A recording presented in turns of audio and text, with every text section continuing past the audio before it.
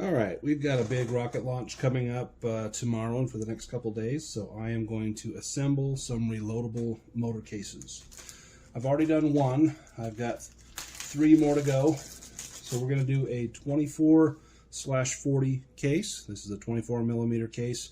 This has an F24 motor in it. I'm going to build another one with an E18, which is my favorite reloadable motor for the 24 millimeter case. So the first rule is you always have the instructions out. Even if you've done this a lot, keep them out, refer to them, and I will be peeking at this from time to time. When the motors come, typically you get 3 to a bag, and I sort them out individually, so I have all the components here. So let's just look at the components, see what we've got. We've got the ejection charge. That's the last thing. This is the grain. This is the grain adapter. This is the nozzle. This is the case for the ejection charge. Here is the ejection charge. There's 3 O-rings that you have to lubricate. There's also a disc that helps to protect the case when it fires. So the first thing we want to do is to assemble the delay. Now this is an E18-7 motor, so it's a 7-second delay. I want to shorten that, and in order to do so you need a special tool. This is the RMS delay drilling tool, and it's got 2 sides. I can take 4 seconds off, I can take 8 seconds off. If I use this washer, that subtracts 2, so I want to take off 2 seconds. So what I want to do is to use the washer with the drill, put that on, and then I put the delay in here and back out the drill. And now when I drill this down, that will drill out 2 seconds worth of that delay. Just give it a good drill. And there's a little hole there. I don't know if you can see that little dimple. There's a little hole there. It didn't take out much. That's all it takes for 2 seconds. And you can see I've got the remnants here on the table. So I'm just going to sweep those aside for now. Make sure I dispose of those when I'm all done. The delay then goes into this little delay sleeve. Slips in just like that.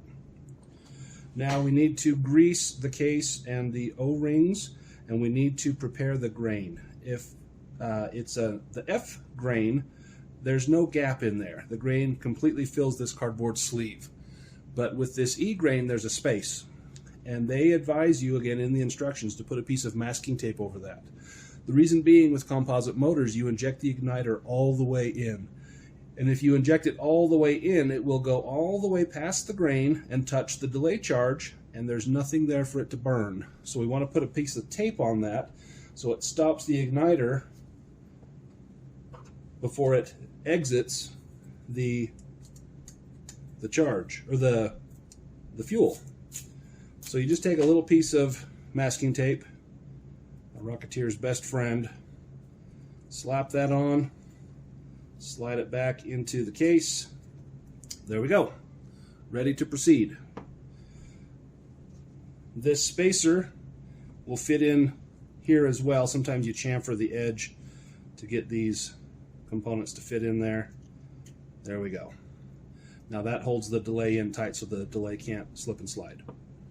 Let's grease some components. I just use super lube, a little bit on the finger. You don't need to gel these, you just want to make them shiny. So I just get them in my fingers and just kind of roll them around a little bit. And I'll take an individual one, make sure I get the inside and the outside, inside and the outside. Now before I clean my fingers, I'm going to get the inside of the case. I want to get the threads for sure on the case, both ends. I want to get a little bit inside the case. This makes cleanup easier because then the spent parts will just slide right out. That is particularly true of the aft portion where the ejection charge is. I want to get grease on the sides. I do not want to get grease in the bottom. Then it will contact the black powder charge and it may not go off. So very carefully, just get grease on the sides, not all the way to the bottom. There we go. Just going to clean my fingers real quick because I'm going to be handling the grain. All right. So we want to insert the smallest O-ring into the aft portion with the delay and the ejection charge. And I just get that all the way in. Maybe nudge it down carefully. You don't want to cut that or puncture it. Then the delay goes in. The part that I drilled will face away from the end. It faces towards where the grain is. So I just slide that in. I take the grain. Masking tape side is going to go towards the delay that I just did. Just slide that in like so. The flat disc will go on there. The smaller, I think it's a 1/16 O-ring, will seal right on top of there. This just screws on. I don't screw it on all the way. I put it maybe halfway, a couple of turns. I'll show why here in just a moment. I take the nozzle. This is usually a snug fit. Press it in. And now the last O-ring, I think it's a 3/32, goes over that. And then the aft, the aft ring will go on top of that. And can't quite get it to bite, so let's push in the nozzle a little bit more, maybe unscrew the forward portion. Make sure my O-ring is still there.